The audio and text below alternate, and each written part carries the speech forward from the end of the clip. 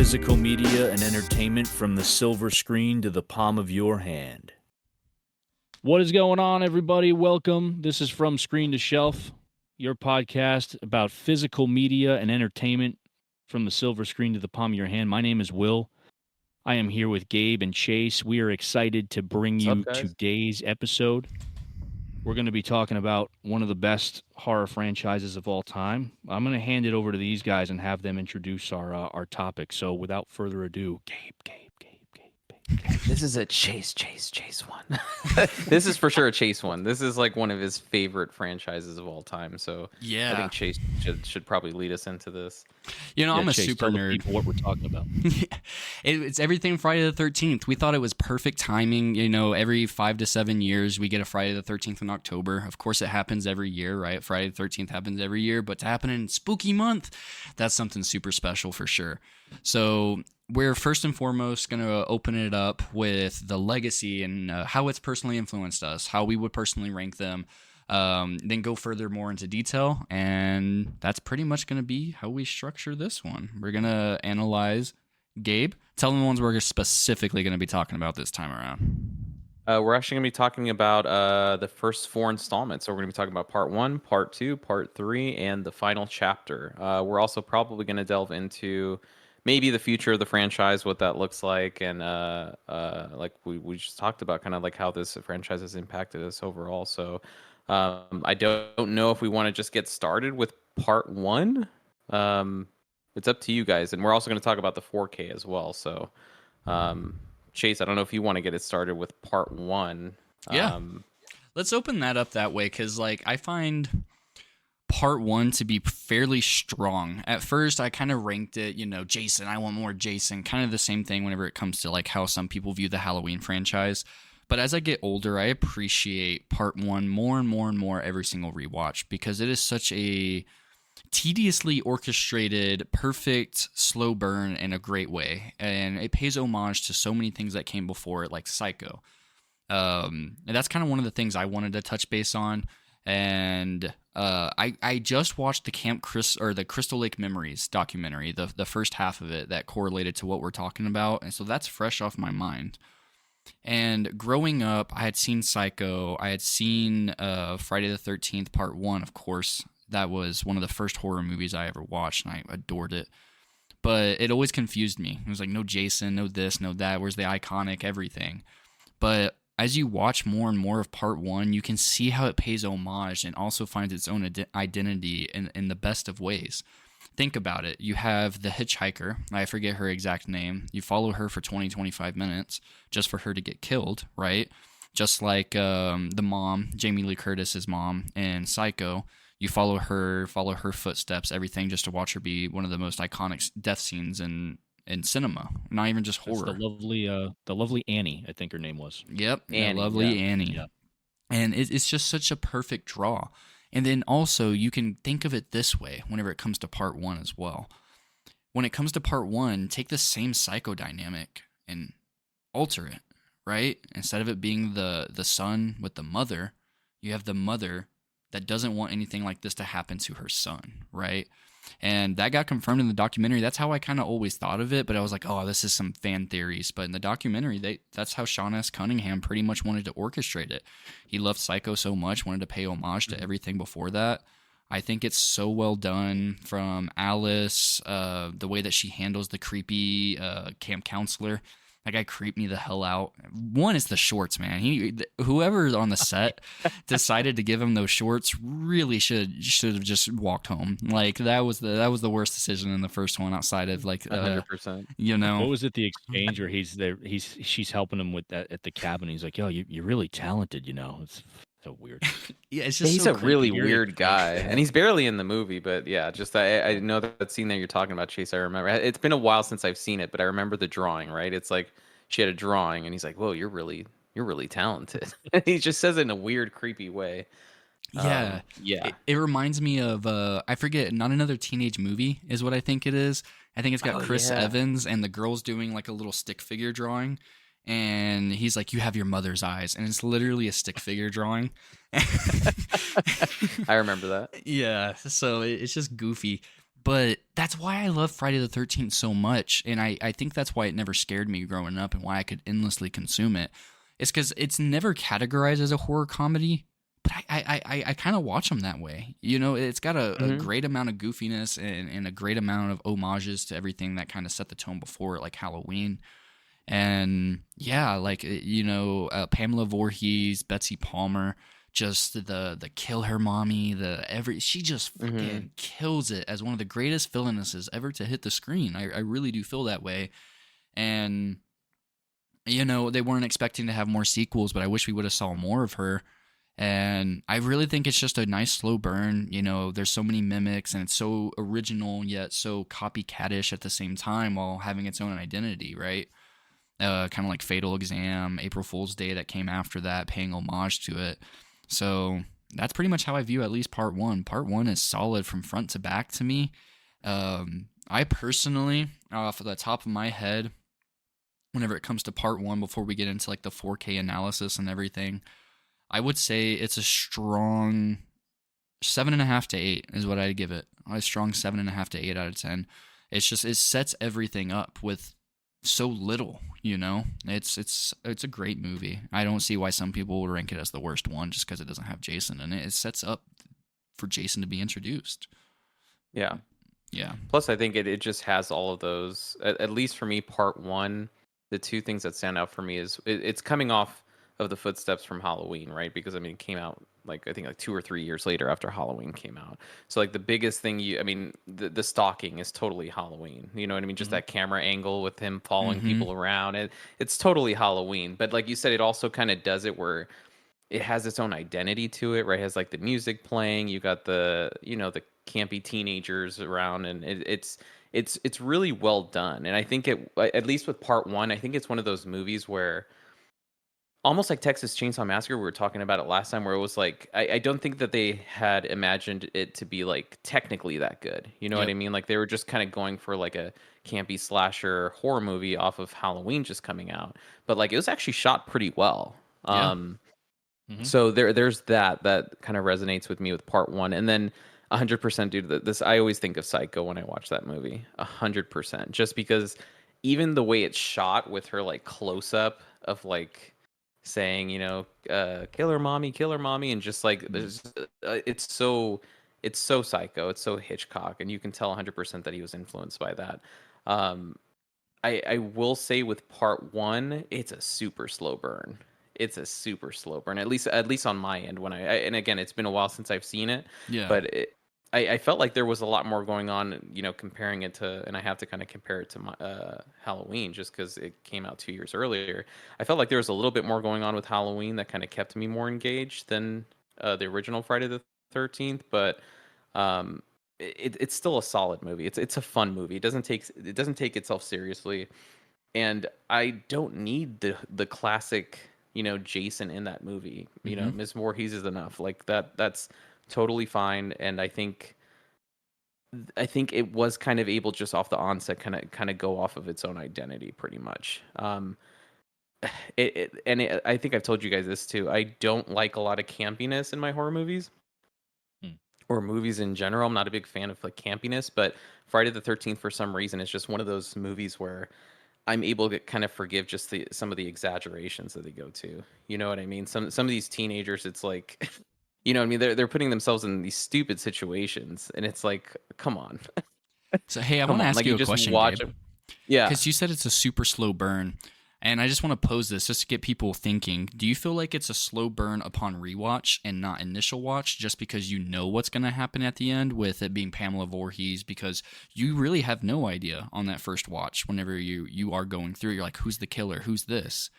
So That's a now you're good just case. anticipating Yeah. it, you know? Yeah, no, that could be it. I think it's because I've seen it a few times that it's, you just know what to expect. But Yeah. maybe like when you're first watching it, that kind of, with the music, the suspense, you don't know what's going to happen. I think that is a good argument. I think maybe just because at least on my end, I've seen it a few times. I Yeah. kind of know what to expect. And I will say, I think it's a funny story. So like we were talking about, I think one of our podcasts we were talking about jump scares, right? God, extra And spoiler. I have a Yeah. funny story with the ending of that movie, dude. When I first saw it, I saw it at, I think it was late at night. I think I was like 13 or 14 years old when I saw it.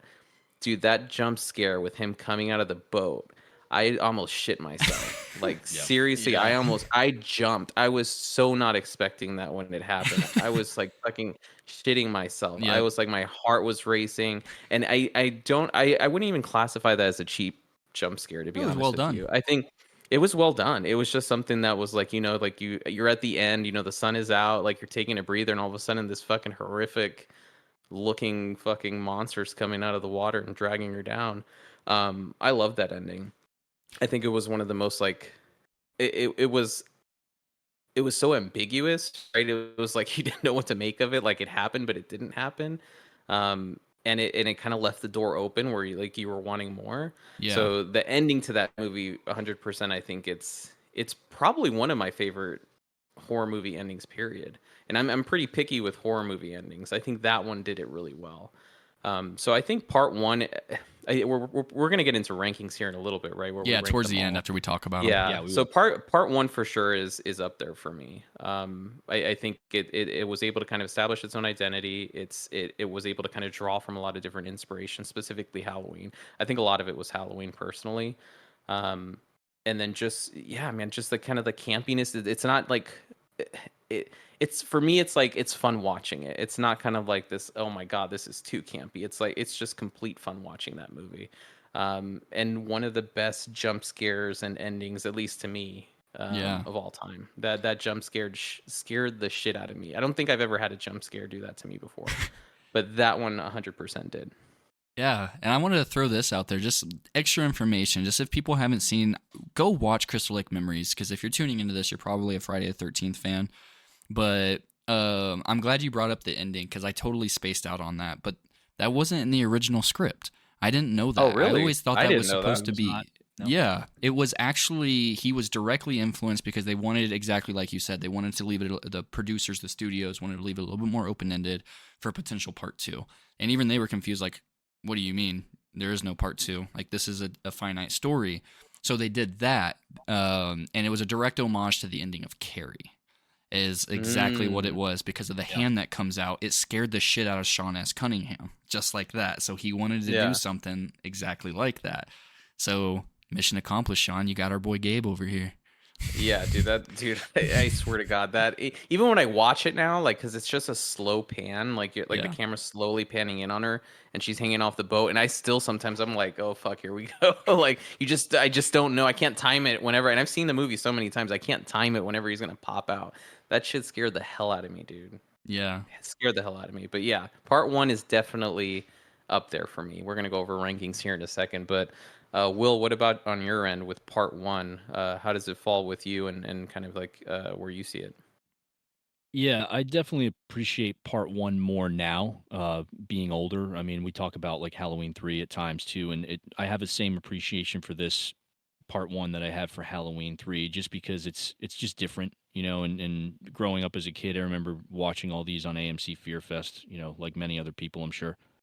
And you get associated with Jason, and then you're rooting for Jason and you fall in love with him. But now, being who I am, I appreciate that they did what they did with this one with Pamela, and just having that dynamic. It's just different from obviously the movies that are going to come after it. But yeah, I mean, Sean S. Cunningham, he talked about how much Halloween was an influence on this film, and you can see that with some of the shot compositions, as well as the nods to Psycho, as you and Chase mentioned. Um, they pretty much they saw Halloween. I remember reading they went to see Halloween in theaters, and they kind of took a lot of notes about what they liked about that, what it did well, and they kind of applied that to this movie, except they upped the violence with this, right? And I love the fact that you have Tom Savini on practical effects in this, coming off a high on Dawn of the Dead, which I think he did right before this movie, a couple years before. So it's fun to see that. I mean, I don't judge the Friday the 13th franchise on quality. I judge it on how much fun I have watching it. It's not like other franchises where, like Scream, I go in there expecting that it's going to be well written and it's going to be good at parroting the horror genre. Like each franchise to me has their own thing that they do really well, right? And the thing that sells them to people. And for me with Friday, it's just about how much fun I have watching it, and that's kind of how I rank these, right?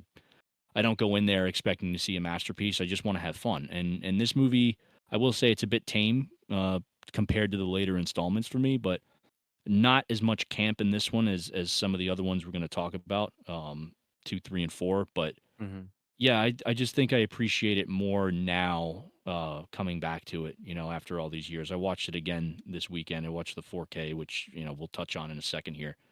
And yeah, I just, Betsy Palmer, rest in peace. She was so good in this. She did such a good job, and it was fun to see her, show up here and there in some of the later installments, even though some of that footage was reused. But yeah, I will agree with you, Gabe, that it's much more of a slow burn for me, or not necessarily a slow burn. I'll just say it's slower paced Yeah. than the subsequent installments.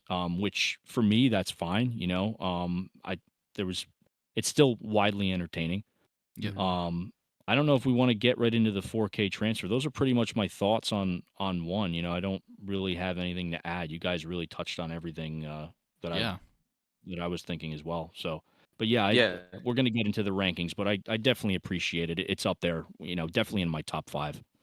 Yeah, for sure. And you guys actually, I haven't unfortunately been able to see the 4K transfer yet, but you guys have. So, what were your guys' impression of it? Like, I mean, how was I mean, I guess starting with the actual like video quality and the actual transfer itself, how did that turn out? I So, liked it. It's yeah. yeah. Go ahead, Chase. I'll let you start on this because I know you had some thoughts. No, yeah, I was just gonna pretty much just say I liked it, and then whoever picks up after that. So Simple. yeah, Perfect. I just wanted to Yeah. throw this out there. Yeah, right, like 10 out of 10. I didn't know people had issues with this until literally yesterday. I was browsing the Yeah. subreddit, and somebody posed the question, "What's the worst 4K transfers?" And the answers I saw in there, I was just baffled. Of course, we saw Terminator 2, Mhm. Planes, Trains, Automobiles, Hmm. and stuff like that. But people were in there saying The Exorcist. People were in there saying Friday the 13th, and I was super confused. And I'm sorry, but if you've seen Terminator 2, if you've seen some of these like newer half-assed digitally released 4Ks, that's really just to get an extra $6-7 out of you and just slap Hmm. HDR on there for the sake of it. This Friday the 13th transfer is not even my bottom 20. The Goonies, of course I'm blessed to have the 820, so it's rather easier for me to be able to up the brightness, but I'm Yeah. telling Yeah. you, even with that 820, I couldn't get the Goonies to be watchable. As much as I love that movie. That movie Hmm. was crazy dark for the most part, Yeah. right? So whenever it comes to Friday the 13th, I was able to pretty much optimize it to the fullest. And I think I brought it up too. It was a little dark, but I felt like it added a little bit more of that cleaner approach to it. So, Hmm. there were some film grain inconsistencies. The HDR definitely added some blacks to it. Yeah. Like it really honestly made it look like something out of the 90s, maybe the turn of the century in the early 2000s at worst, right? It made it look super clean without adding any Mhm. DNR. Mm. And I think that was just the added depth with Yeah. the HDR and the black levels, honestly. Is it a bit jarring? For sure. There's sometimes you just see the window on there. You got to up that darkness a little bit. But I still would say 7.5, 8 on the video quality. I would give it 4 out of 5, an 8 out of 10 for sure. It's nowhere near bad. Solid. It's solid. But when you consider the source material and how this was probably handled at the time, I just feel True, because blessed that we got that. this was filmed on 30 millimeter, right? I It want to wasn't say, yeah. 16. Yeah, I want to say I'd so. have to go back and yeah, I'm pretty sure it's probably 30 millimeter. So I mean, yeah, I mean, and we don't know how the negative was and all that stuff. So I mean, everything that you're talking about, I mean, it sounds pretty Yeah, solid. I'm surprised people did have an issue with it because I actually have heard a lot of people like give it a lot of praise. yeah. It's the I best have movie heard about overlooked. that. I've heard some things about the HDR and maybe like the Exorcist thing. I think maybe what people are complaining about is just I think maybe color saturation. It I know that was. there are sometimes, yeah, like sometimes with HDR, I think that I mean as great as it is, I think sometimes people they go a little crazy with it, and they're like, let me just maximize the color and yeah, I mean, but I mean so far it sounds like it's a pretty solid transfer. Will, did you Yeah. have any negative experiences with it, or any different critique that Chase did? Yeah, I mean, I want to piggyback off of what Chase said about the black levels and this being darker than the SDR counterpart. I think that adds to the atmosphere. To be completely honest, I Yep. think it kind of adds to it, and even in those deep blacks in the frame, you can still see detail. So Yep. it's not completely lost. I know that's one of the things people were saying was, oh, it's too dark. Like you can see less than what you can see on the Blu-ray. It's darker than the Blu-ray, but the details within the shadow within those blacks are more apparent. So Yeah. and I paused it a few times on certain scenes just to kind of see if I could make it out. And at least on my TV, that's definitely true. It is darker, but again, those details are more apparent. Yeah. The only thing that I guess I can say, I mean, if I'm going to take issue with anything, and again, this may seem like nitpicking, is the contrast balance between daylight and night scenes, Mm. right? I Yep. will say the Dolby Vision looks great. The daylight scenes, like with the woods and the forests and the Sparkles. landscape. Yeah, I was gonna say like the light reflecting off of the leaves of the trees. Yeah. I love that. That looked really good. The colors pop much better, obviously. And I have an OLED, so again, my Mhm. reviews are gonna be biased because I'm watching it on an OLED and it's gonna look a little better. I'm basing it on my previous TV. Yeah. And I have seen this on both of my TVs. I watched it on my previous X900F, and now I'm watching it on my OLED. But the only thing that I think I'll agree with some of the critiques online is there's certain scenes. I think after the title scene, I'm trying to think. It's The I flash of think what white. people are saying is the whites. Yeah, well, they seem to run like slightly hot in some areas, Mm. and in a way, it kind of looks a bit unnatural. Yeah, I will agree.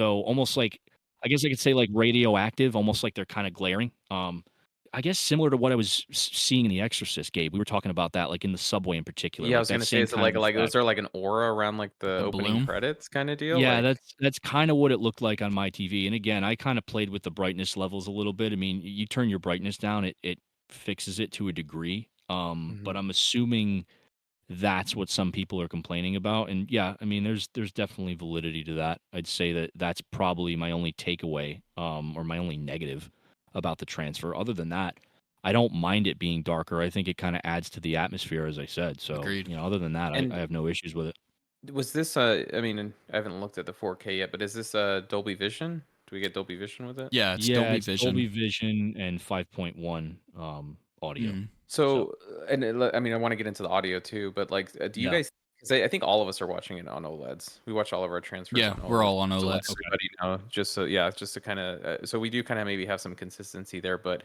do you Mm, think it's? I've heard Heat had a similar issue, and I know Goonies had a similar issue where it's just like this darkness, like everyone's saying, like it's that like yeah. the disc looks dark, and I don't know how much that I don't know. Have you guys like done the factory reset thing? I don't know if you guys are using Sony's or LG's, but at least on LG. LG, there's a way to kind of like the way to take off that the auto dimming. Hmm. Oh There's yeah, yeah. something with that, yeah. So do you have that off, Chase, and it still looked a little bit kind of dim? Yeah, well, so Friday the 13th just looked naturally black, like Yeah. Yeah. in where it was appropriate, like Will's been saying. Like, I can't agree enough with that. Like, it added to it. There's some parts where is like, you could just see a window, but I could still see the lines of the log cabin. My Hmm. problem with the Goonies is it was dark no matter what.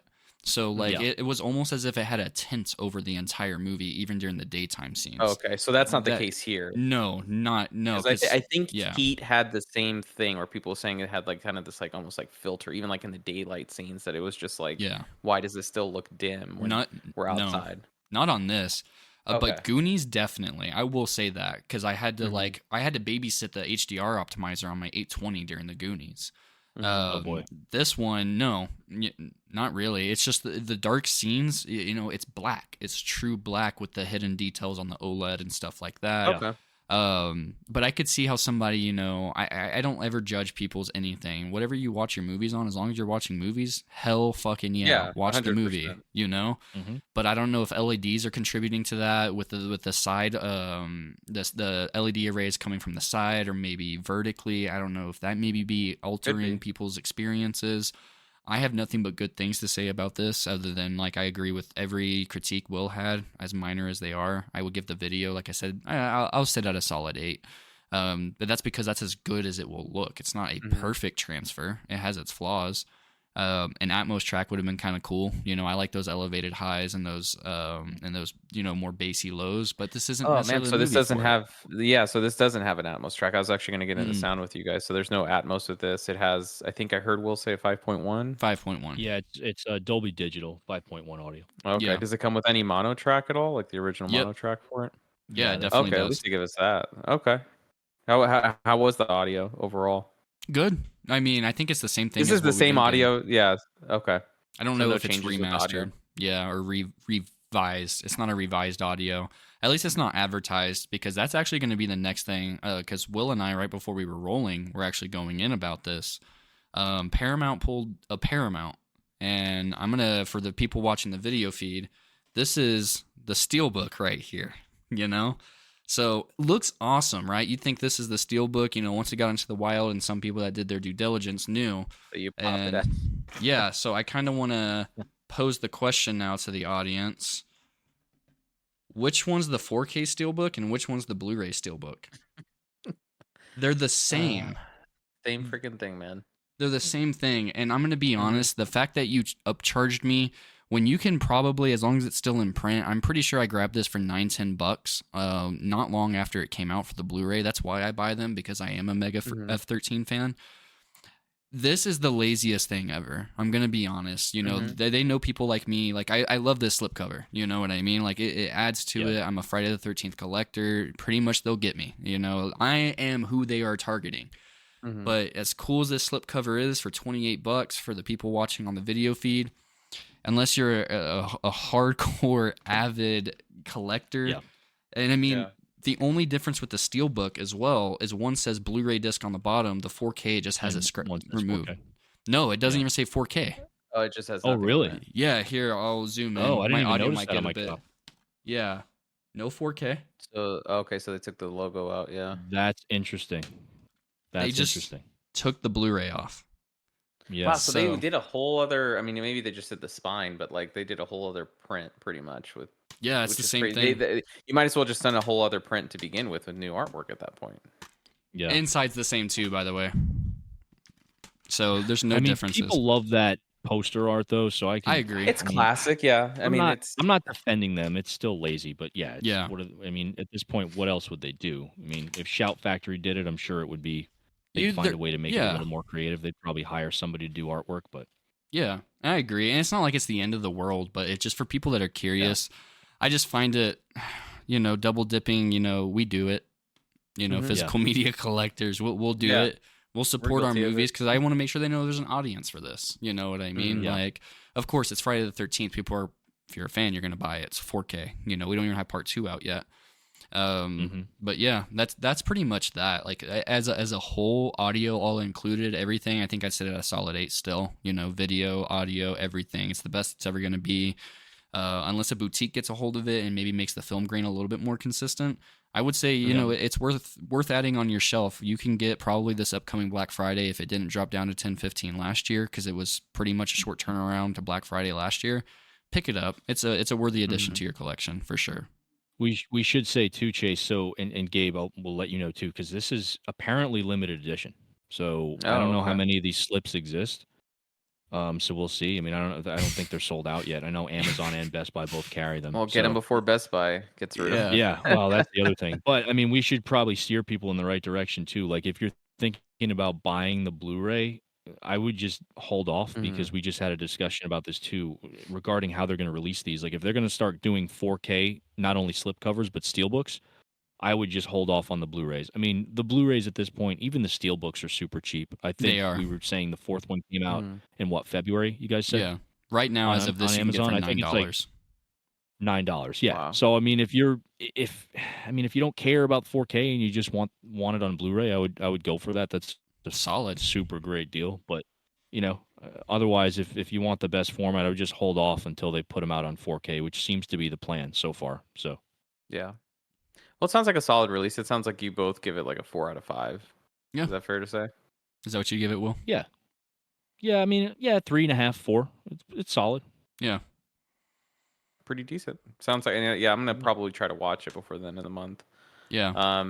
Just lacks which kind of extras for people. Just to throw that out there. Just lacks extras is why I'm giving it -2. so I they didn't never say that. added any. No, It's not a no loaded extras, new package. extras. Bare Okay. bones. It's a Paramount release. As much as Yeah, we like which- Paramount and they do some cool stuff, it's just bare bones packaging and release. Yeah, yeah. unfortunately. We should say it's the same as the slipcover too. It's both cuts of the film. It's the theatrical and the uncut version as well. For those of you who are interested okay. in that, so I think it's That's like an good to know. 8-minute difference as far as footage is concerned, something like that. Okay. Mm-hmm. And I think that's going to bring us over. So we've talked about part 1. We've talked about the 4K release, which just came out.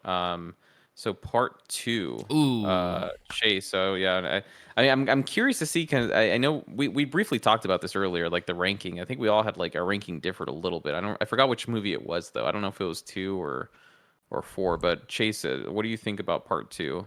2 is my absolute favorite of the entire franchise. It's just such a strong entry. Whenever it comes to Gina, I am so horrible. I am Gina, the final the girl. psychologist girl. Yeah. So I am so horrible when it comes to remembering like fictionalized Dude, I names. can't. Yeah, I can't do it either. But I can remember even for movies I love. Yeah. So the final girl. Wait, it's Ginny, I think, right? Yeah, Ginny. Okay, I was Ginny, close. Yeah, Ginny, Okay. sorry. No, you're She's good. the redhead. Yeah. Yeah.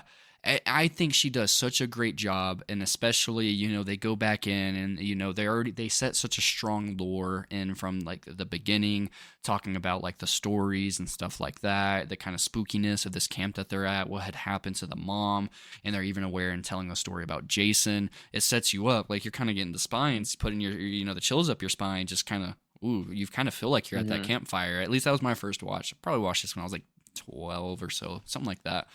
And it's just so strong, and there's so much tiny dialogue that you could easily dismiss that sets up everything that happens in that movie.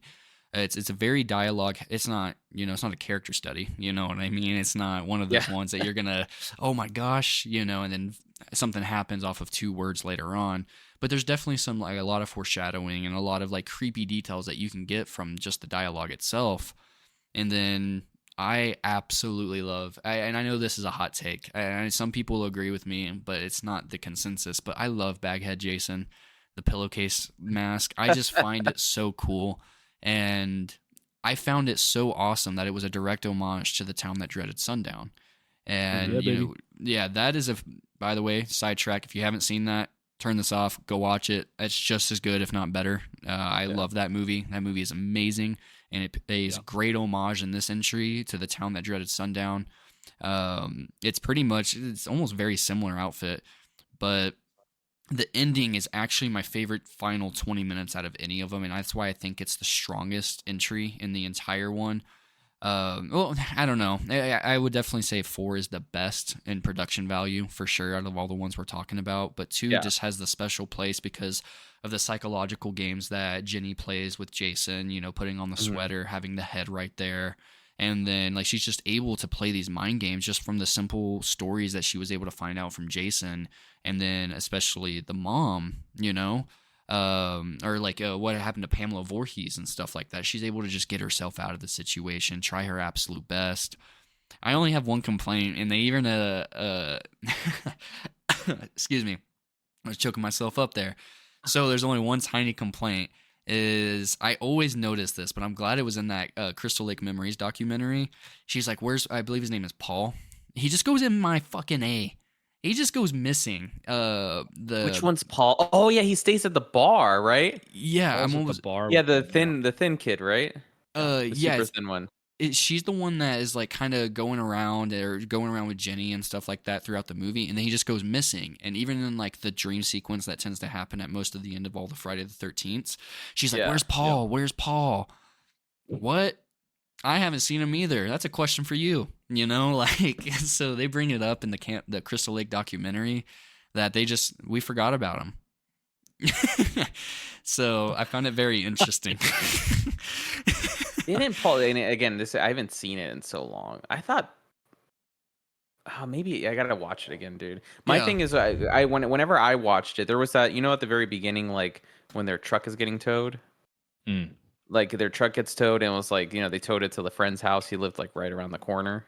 Yeah. It was that thin kid. Like he was the one I was thinking of because like he was at the bar drinking, and then like you never see him again after that. I could be wrong. I mean, it's been a while since like he's there, and then you never see him again. Oh, okay. Oh, No. yeah, I know who you're talking about. Did he Yeah. die or no? Um, I don't think he did. I remember like he gets drunk and he's like, "Hey, is there a 24-hour bar here?" And the guy's like, "Yeah, there is." And like you don't see him again after that. Yeah, his acting is Paul Holt. That's the one Yeah. I'm Paul talking Holt? about. Let me It's see. Paul Holt. He's Okay. he's the one with like the longer chili Is that style. that's I think you're that's Ginny's talking about boyfriend, right? Oh, Yeah. that's not Ginny's boyfriend, right? Mm-hmm. Or like her really, really good No, I companion think, at yeah, least. he is. He's like. Oh yeah. Her love interest. Yeah. Because she's screaming for him Yeah, I when gotta she's look on the into gurney. it. I mean, oh yeah. She says, "Where's Paul?" Yeah. I thought didn't he get his like head squeezed with his eyeball like pushed out? No, that's our fourth entry. Oh, Yeah, that's gotcha. in the. Okay. Yep. See, it's that's been in a part minute 4. since I've seen it. Mhm. Oh, you see, yeah, I'm starting to mix them up. Yeah, but I'm curious to see. I'm gonna look up the cast of the second one because I swear to God that kid was just at the bar and you never see him. He was the one that survived. I could totally be wrong though. Yeah, no, it's just it's fun. You know, it ups the camp factor over 1 for sure up until the last 20 minutes. Yeah. Mhm. Then it has some like pretty good cinema in there, you know. And I think it really is the last 20 minutes that really, really captivates me about that one. Just the standoff with Ginny and in Pamela's sweater, you know, going at Jason. And I don't know, there was just something just as menacing as the hockey mask with him just having one peephole through that pillowcase. Because it could be anybody at that point. Of course, we assume it's Jason, right? Because of what happens at the end of part 1 and part 2. And then you see one eye. You can easily piece that together because of the way you watch part 1 closely enough. You know, at the time, it might have been a little bit harder to kind of piece that together. But once physical media was able to be gotten a hold of a lot more easily, it's probably easy to call that out, right? Yeah. Special effects are solid. I found everybody just had so much fun. You could tell everybody was just having a time of their life in this movie, and it keeps the trope up from the part 1. And we kind of touched on this. I don't know if we did. You have sex, you die. You know, that's Friday the 13th. Yeah. You have sex, you die. That's where the mythos with like Scream starts coming in. Yep, exactly. It's like, yep, you have sex, you Especially die. with this franchise, it's all about skinny dipping. You know, Yep. if we're gonna go skinny dipping, that means somebody's gonna get killed. Yeah. And I wanted to bring this up. I actually have to go back because I always forget her name. Kirsten Baker was my first cinematic love interest. I just loved Is she the her. one? She's the one that goes skinny dipping, right? She's With the one that shorts? goes skinny With the jean dipping. shorts. Yeah. Is that the one with the Yeah. dog? Yeah. Oh yeah. That was my first love at first sight. It's just, Oh yeah. I loved that movie. It was just so good. Yeah, The my, cast just had so much fun. And My just girl's not a fan go ahead, of her. Will. I was just saying, my girl's not as much of a fan of her as I am, but yeah, I think same here. I did look it up, Chase, while you were talking. So the character's name was Ted, and he does stay at the bar, and he ends up like you never see him again. He actually lives because he like stays drunk at the bar. He's not at the site like getting killed. Like Oh, interesting. Okay. yeah. Yeah. I do remember. I was like, what happened to this dude? Like he just stays at the bar and he survives. I was too distracted by Kirsten Baker, so I once he was at the bar and stuck there, I forgot about him. Yeah, and ironically, Chase, just as a little segue, so part 2 with me, we agree so far. Part 2 is my favorite one in the franchise, and I think it's because it's kind of like what I talked about with part 1. I think part 1 is coming off, Halloween, and it was doing a good job setting its own identity. But I think this is the one. Like part 2 is where it's like, okay, this is Friday the 13th. Like this is who we are. This is what we do. This is what you should come to expect of us. And I think like the whole thing with. I think it just had a lot more memorable characters too. Like you have Ginny, the psychologist, the boyfriend. You have this dude at the bar. Like, I mean, I barely remember him, but I remember Him being enough to say forgettable. like, hey, this dude Yeah. survived. You know what I Yeah. mean? Like, there was just a lot more. Like the characters were just a lot more fun, and there was a lot more going on. And then I remember what you had talked about too, the campfire scene, just like the whole setup at the beginning where they're talking about, Pamela Voorhees and Jason, and it's kind of just setting up like, just like you would at any kind of, campsite, like a spooky story. And, everyone kind of shrugs it off, but that's like the fun part about it is like, yeah, you guys are about to die Yeah. at the thing that you're shrugging off. So part two for me, I think I think it solidified its identity. I think it kind of, it knew it wasn't it's I mean, the first one didn't take itself seriously either, but this one for sure like knew what it was doing. And then also I agree with you too, man. I actually like the pillowcase Jason. I know some people shit on it.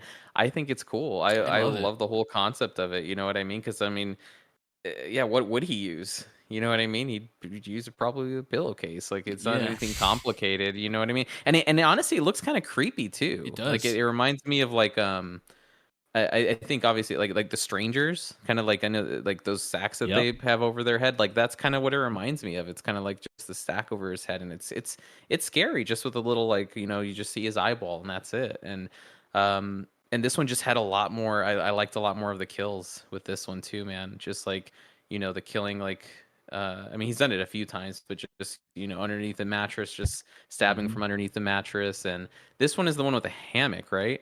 Or was that part? And now I'm starting to mix them up. Was this the hammock kill where like the girl was like reading the magazine and the blood was dripping Yep. from the ceiling? I'm almost positive That that's was this one. one. Yeah.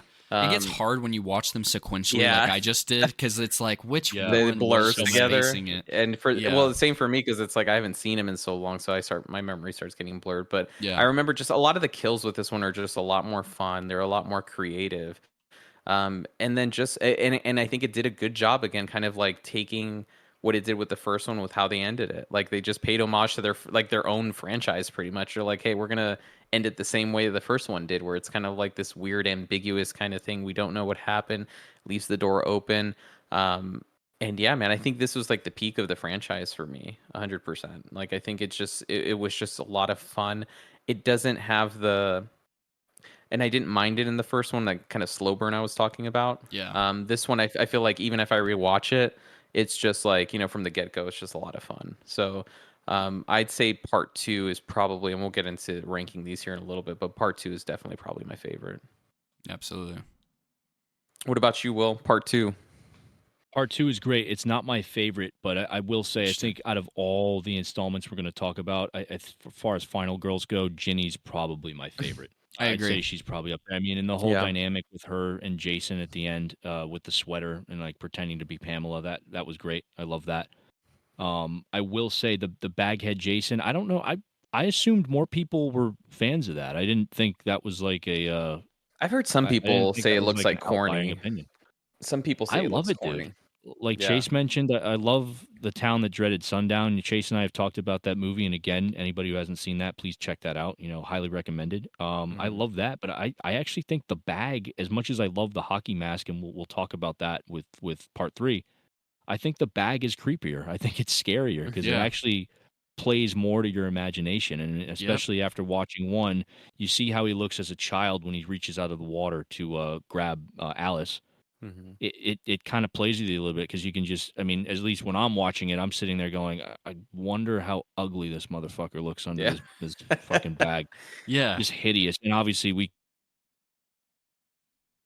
can talk about that in a moment, or we can talk about it now. That the jump scare in part Oh, two, yeah. the big jump scare at the window. end when he and I mean, I don't want to spoil it for anybody, but frankly, if you haven't seen this movie by now, you're late to the party. Wait, yeah, But and if you're when this late in the podcast too. yeah. If you haven't seen this by now, please watch it. But yeah, I thought that was awesome. Again, they upped the ante from part one, and I love that. They kind of correlated that jump scare, particularly with the one at the end of part one, and I thought that was really well done. We get to kind of see Jason, like, he's older, but he's still young in a sense with like the long hair. That's like a unique look for him. And again, being who I am now, watching these movies over, as I said about part one, I kind of have the same appreciation for this one, just because it is, in as far as image is concerned, right, or as far as Jason, he's just so different in this movie than he is in the rest of the films, right? With part one, I appreciate it because of Betsy Palmer's performance as Pamela, and with this one, just the fact that Jason, his look was just so unique, right? Even though it's kind of paying homage to some other films. I appreciated that. It's not my favorite. It's probably my second favorite out of the ones we're going to talk about, and we'll get into that more in a bit. But yeah, I like it better than part one. So I'd rank this probably 2 out of all 4 of them. You know, the kills were better. Nudity was better. Kristen Baker, shout out, you know, total babe, you know. Yeah. I will say, as far as the kills, my favorite kill in this movie is, and I forget his name. You guys can maybe help me with this. The character in the wheelchair, and he's actually he's actually a redeeming Franklin. character. I actually like this character. I actually feel bad that the wheelchair kill is my favorite. Yeah, the wheelchair just kill is so smacked awesome. In the face with a fucking machete, And man. I just laughed out loud, and it's like, you know, it's just a testament to like how well they filmed this, because it's just, I remember that scene so vividly. It's like they're slowly like, you know, tracking in on the back of his head, and he's sitting there and he's calling for his girlfriend, and then he turns around. It's just boom. Dude, it's perfect. I'm like smiling while you're talking about it. I feel bad that he dies. I feel bad that he died, because I actually liked his character. I would say, other than Ginny, he's probably the only other character that I actually felt bad for, you know, as far as, you know, what they're going through. But other than that, I mean, yeah, the kills are pretty cool though. But we're gonna get confused too, because you start watching these movies, and as you guys said, they all bleed everything into each other. Becomes jumbled. They all kind of bleed into each other, and the kills are similar. There's a lot of similar kills as well. Yeah, there's a lot of under the mattress kills. I feel like he's done that a few times. Yeah. And everybody gets thrown through a window at least twice in each Friday the 13th. The random window throws where you think everything's safe, and then a body's just flying through the window. But yeah, it sounds like we all kind of really appreciate part 2. Part 2, I like it a lot. I feel like that's where they had their solidified identity, and they just had fun with it, and in turn, like, we had a lot of fun with it too. And it's interesting, kind of going, Chase, I'm going to ask you about part 3 here, but from what I heard, they were gonna go, like, part 3 was supposed to be like continue on with Ginny, correct? Like, from what I understand, but the actress didn't want to return. So then we get this like whole different story with part 3. Almost every single one has been stopped that way. It's so weird. Like, you know, like, we aren't even talking about that, but that's what happened with Corey Feldman. You know, that whole plot line, and we'll get into that eventually, but it never really develops if you've seen it Friday the 13th after that. But yeah, no, the biggest thing is just like Gunnar Hansen never coming back in Texas Chainsaw. They wouldn't pay the man. You know, Jenny was worth the time and everything, you know? And it's not like they were asking much. You can go find the details of like what was going on and stuff like that. They just keep offering people minimum and want them to do the most work for minimum. And, you know, it's pinching pennies for the sake, like, if you want somebody back that bad, pay them. I think that happened in the Nightmare franchise. I forget. It was one of her first big breakout roles. I think it was Freddy 3. That happened with her too. It happens a lot. It's super weird, but yeah, the original concept was going to be cool, but originally they just brought her back to kill her. Yeah, man, that sucks, because I think that would have been a great concept for part 3. So part 3, and I was going to ask you, Chase, because I'm actually like not a big fan of 3D. I know that you are. Really? You and I have talked about this. Yeah, I'm not a big fan. I don't like 3D. Really? I don't like the whole, when the Avatar came out and the whole like explosion with 3D again and the 3D Blu-rays. I never bought into that whatsoever. I don't know, man. I'm just not a big fan of 3D. But like, this was released in 3D, right? So I'm curious. Like, I mean, your thoughts on part 3 in general, but also the 3D aspect. If you've seen it in 3D, I'm not sure if you have or not. Yeah. So what do you think about it? So, of course, never saw it in theaters, way before my time in 3D. So I never. I mean, if it comes out in a re-release, I'm gonna be the first person to go see that on the big screen in that way. Because projector 3D versus at home 3D, as much as I am a believer that at home 3D was just a cost inefficient thing at its time to really encapsulate the full degree of what it can do, I still think it's really cool. You know, there's some awesome 3D Blu-rays out there. But this is definitely a movie that they full frontal. A lot of it was so that everything felt like it was coming at you. They did multiple takes, as they said in the Crystal Lake Memories. Everything had to be perfect because everything had to come at the lens, like with the yo-yo, the spear gun. You know, they had to basically put a grapple line from the spear gun, hold it on there, and then do that, which you can kind of see with the way it kind of comes at it like that. It's goofy. It's fun. The camp factor is at its height, I think, out of all 4 of them that we're talking about today. I think this one's definitely the campiest out of the original quadrilogy that you could say up until you get to the final chapter. But yeah, when it comes to just the 3D aspects, I think that had to have been one of the stronger ones. I don't have a hold of a lot of those ones from that time. I've seen Creature from the Black Lagoon in 3D, which is freaking awesome. That's really cool. But I just love it. I think it's a different level of immersion whenever you have things like you get that, that whole 3-dimensional aspect, and somebody's hand comes out. And off topic, but my favorite movie I've ever seen in 3D was Alice in Wonderland, the Tim Burton one. That was amazing. I saw that. Yeah, I saw that in IMAX 3D when it first came out. And Yeah. I don't hate 3D like if it's like a big cinematic kind of experience like Alice in Wonderland or like Avatar, like I'm gonna watch in 3D, especially if the director intended it to be seen that way as cinematically. So Alice in Wonderland looked gorgeous. I know this is a huge sidetrack, but like the technology can definitely be utilized in a good. I just like for at home experience, for me it's like not worth all the effort on my end. But like for people that if they get something out of that immersion, go for it. Yeah. But yeah, this one was released in 3D. So I mean, did you get anything out of that? Did it add anything for you, like at least for your like at home experience with it? Not really. I mean, it's cooler, but it doesn't add any points to it, because the movie is still the movie without it. And like if you watch it in 2D, it's not like it scares you anymore. I mean, it might have at the time. Again, I haven't seen it on the big screen. When you go see things with a crowd in that type of environment and you see other people's reactions, it elevates it, right? If people aren't into it, it can dull the experience. It can make the experience heightened, So for this specific one, I think all of it kind of just makes it look a little bit like the camp factor is upped without the 3D, like 100%. The yo-yo to the camera like this and the spear gun. The spear gun's probably a lot cooler in 3D for sure, because you don't notice you can literally tell that's on a line, because it's trying to gyrate horizontally. And it's cool though, because also this is the one where we get the Jason that we all know and love, Yeah. So without all these goofy gimmicks, Jason. Yeah, and I will say that this is my least favorite out of the original 4. I will say that. This one is on the bottom for me personally. It's still a very strong movie because there's a lot that gets set up into it. I do think it's the slowest paced. I think it has the wonkiest characters out of all of them. That, there are some characters like the little rebel punks and stuff that they meet in the gas station and all that kind of fun stuff. The biker gang. That whole thing was weird. Yeah, it felt added for the sake of just having that teen punk rock edge. You know what I mean? It felt shoehorned.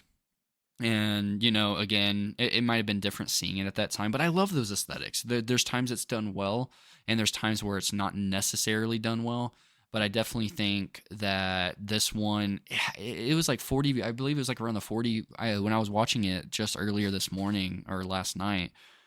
It was yesterday. So whenever I was rewatching it takes a while just for him to really start getting the kill count in there and stuff like that. It's very slow. They try to develop these characters that I personally just really didn't care for that much.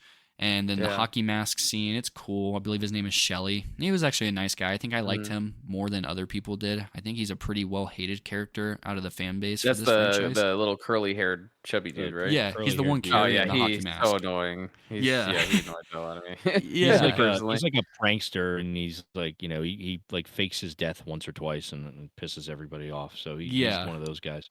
Yeah, which actually that's what impacts his death, if I remember correctly, right? Everyone like he's like dying, and the girl's like, quit joking around. Yeah, he's actually dying. Yeah. And I definitely think this one falls under the horror comedy aspect a lot more than many of the other ones. And that actually has me curious if it's categorized as that. I'll look that up whenever you guys go, because I'm just genuinely curious, because the camp is upped. It's really cool because, like I said, we do get the Jason that we know and love. And the story behind it's really cool. There's multiple stories that circulated around it. A lot of people like to take credit for the hockey mask. Almost everybody on that set likes to say it was their idea. But the story I like is somebody just showed up with a hockey mask, put it on Jason, and they rolled with it. I love that story so much. No one's taking credit, and somebody just threw it on his face and said, here you go, this is what we're running with. How iconic it became afterwards. Yeah. And it does look menacing, because I mean, I'm a hockey fan, and that's one of the biggest reasons I love Jason. He's my favorite horror icon up there with Leatherface. It's just he just looks like he'd beat the hell out of you like a little goon or an enforcer on the hockey rink. You know what I mean? Like he just looks like he'd annihilate you. He's a big, buff, bulky guy. And that's where we start getting that in this. You know, I love the spear gun kill as much as the 3D aspect's kind of goofy because then she falls in the lake and stuff like that. And you get a lot of good, memorable moments. This is definitely one of the ones where you kind of get the more hulky Jason that we all kind of know as what becomes more constant throughout all of them. And because otherwise, like part 2, like I forget exactly, but I think somebody just slightly knocks him over and he just, in part 2, it's just like, man, so we kind of get that superhuman strength in this one. I feel like, some of the more supernatural aspects of Jason start to come around, especially with what happened to him in part 2. You don't really expect him to come back. So part 3, as much as it's my least favorite, it's not bad by any means. And I love camp. I eat it for breakfast. But whenever it comes to it, it's just, it felt a little over the top and goofy characteristically, not necessarily as a whole movie. And it has nothing to do with the 3D. The 3D definitely adds to it. It's just I found the characters to be the goofiest. I love most of the cast in the first and second one. This one, I felt like a majority, if not all of them, are pretty expendable. I thought the final girl was pretty good. I think her name is Christine in this one. Yeah. That she was a little more endearing, to me. Yeah. But, I mean, as far as everyone else, don't really care. I think it's because she had that backstory where she ran into Jason before. Like I think that's what kind of like made her a little bit more grounded. She's probably the most grounded character out of all the kind of exaggerated campy characters they added on. Yeah. The initial encounter. Yeah, but I mean, part 3, I don't like. I think so far, Chase, you and me are like pretty like spot on with like where we're ranking, where I think we're gonna rank these. I mean, like part 3 for me, you get the iconic Jason, but like the thing is too, you don't get it till like I think it's like 50 minutes in the movie. If I could be wrong, I remember watching it a long time ago, and I'm like, where's Hockey Mask Jason? Where's Hockey Mask Jason? This is where we're supposed to get him, and it doesn't happen until pretty late in the movie. And I mean, when we get it, it's awesome. But like what you kind of said, Chase, is a lot of these characters were annoying. They were like super obnoxious. The Shelly was his name. Yeah, Shelly. The prankster. He was kind of obnoxious, and then like the I'm trying to remember. I'm trying to keep these movies. Yeah, so you had the biker gang was this one, right? This is the biker gang, which you just talked about. The biker gang situation. It's just like a lot of characters I just didn't care about. And yeah, it was just kind of boring for me. Like I really didn't get anything. I felt like what made part 2 so like at least my favorite in the franchise is like it took all the good things about part 1 and kind of amplified it, but didn't. It knew its like boundary too. It's like, okay, this is what we're doing. We're not going to go too crazy with it. And then this one is like, no, screw that boundary. We're just going to go like 100% crazy. It has some cool kills. Like just to correct myself, we searched it up. The hammock kill is in this one. So this is the one where, she looks up and the boyfriend's up kind of like in the, the ceiling pretty much and dripping down the blood, which I thought was awesome. So there are some cool kills in this one. But it's, I just didn't get, I was just annoyed with the characters a lot. And I think that's what kind of dragged the movie down a little bit for me. And it felt longer too. I don't know. I'd be interested in looking at the run time for this one compared to the other one. 35. An hour 35, which is on par, I guess, with the other ones. So like it's, and I mean and I didn't touch on this with part 2. An annoying thing I do wish they had gotten rid of with these movies is I hate the first 3 minutes where it's like just going through the whole damn like what we saw in the last movie. It's like literally 4 minutes of just like the same footage from the previous movie, and it's like, come on, bringing you up to speed, so to speak. It's like almost like a TV episode, and it's like, just no, in case man, like didn't watch the previous. Here's the cliff notes.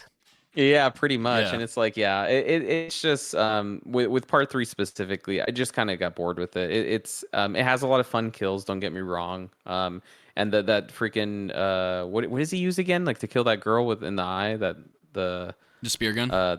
The spear gun. I love that kill. That was like the highlight of the movie, just because I mean he's with the hockey mask, he has a spear gun, and he just shoots it, and that's the highlight of the movie. And then after that, it just kind of dies down. So I think that they took off their barrier. I think they went a little bit too much with the camp, too much with even some of the kills, like it just kind of got like so. And I hate saying it's over the top because it's Friday the 13th, but it's like it just went a little too much. And I think when you do that in conjunction with boring characters that you don't care about, I think that could lead to kind of some boredom and some kind of like Unwanted you kind of just get anticipation. numb. Yeah. Yeah, I want to describe it almost as like numb, just getting kind of numb to it at that point. Yeah. Like 1 and 2 definitely just I'm able mentally to kind of like differentiate some of them, you know what I mean? But this one is just Mm. kind of hard to kind of like even pinpoint standout moments for me. And this is coming from someone who hasn't seen it maybe in like a year and a half or so. But yeah, it's like, 1 and 2, I'm able to kind of give these highlight moments. This one, all I just remember is hockey mask and spear gun. Yeah. and just annoying characters that I really didn't And the care hammock. for. Even that the hammock and the boyfriend, kind of like the whole thing that I agree with you, Will. That girl, I think she's the most grounded character, but the boyfriend kind of like nagging her too, like, why'd you come back? And like, why aren't we together? And Rick. I Yeah. think yeah, his and name was. I'm like, Yep, just dude, Rick. just stop. I was actually Just- gonna say, Gabe. I think this is the one. Isn't he the one that gets his eye popped out? Because we were talking about that earlier. We were trying to remember. yeah, which and movie Chase it was corrected from. me. Yeah, Yeah. Chase corrected me. It was Yeah, it you're was right. part 3. Because it's for the So it is 3D. in part 3. Oh Because yeah, it's the right eyeball around the popping door. out. They're like on the other side of the cabin. And he's Yeah. like pushing his head in, yeah. Yeah. And and like I said, cool kills. There are some cool kills in this movie Great, for yeah. sure, but it's just not. I definitely just it's kind of forgettable for me. I mean, it's definitely not the worst. I like overall in terms of the franchise, I'd probably put it kind of in the middle. Yeah, But I like agree with that. yeah, for the top 4, it's probably on the lower end for me. And Will, I mean, this is coming from someone who's like hasn't seen it in like a year and a half. You saw them all this weekend, I think, right? So Yeah, I I mean, watched all of them. I really don't have much to add about this. Who I'm trying to think. Who was the dude that looked like Cheech in this movie? He's got like a headband. I'm trying to like I look at forgot the about that cast list right character. now, The and one I that was can't. he was smoking weed in the toilet, right? Yeah, he's like Yeah. smoking a doobie. I don't remember who it is, but I mean, yeah. Other than the final girl and Jason getting the mask, there's really not a lot of highlights in this movie for me. It's mostly forgettable. Rick, I think we just talked about him, the boyfriend. He just was again. The performances were just they didn't do anything for me. Yeah. And like with Christine, we get we get more info on her. I mean, she had the first encounter with Jason, so there's a little bit of backstory there, like we talked about. That's really the only thing that kind of gets you to root for her in the end. But most of these characters kind of just throw away. I mean, Shelley, I think his name was Yep. he's just annoying. You know, it's like one of those Super annoying. characters that's like made for the purpose of being annoying, obviously. But and it's like, the 3D aspect, like Chase, you talked about this. I mean, I didn't watch this in 3D. And I never attempted to, but I don't think it adds anything or would add anything. I mean, the only thing I remember being in 3D was the yo-yo. Like that's one scene in particular Yeah. where I Like the visually spear guns, remember yeah. the spear gun And the we eye talked pop. about. But other than those two, Mhm. well, the eyeball, yeah. I mean, but Yeah. other than so that's 3. I mean, I can't think of anything else Yeah. that would really work with 3D for this. Yeah. I will say that one of the other girls was pretty cute. She was really fun to watch. I don't remember her name. She was one of the darker haired girls. Let me see. Beautiful actress. But other than, I mean, there's no real redeeming qualities in this. The biker bang was thrown in there. I felt that whole dynamic was weird. And then they're It like, was. they show up and they're like siphoning the gas tank on the vehicle. Forgot And it's like about this that. whole thing. It's like that. It's That's just- their plan for revenge, is like just taking the gasoline. Like, Yeah. okay. And then obviously they encounter Jason, and most of them get killed. I think one of them survives. I forget if it's the African American guy. He's the guy. Wait, he survived? I thought he died. Well, Because he's the like girl- he comes out does at the die, end. but yeah, that's the guy I'm thinking of. He shows up at the end, and he like starts fighting Jason, and then I think that's when he gets killed.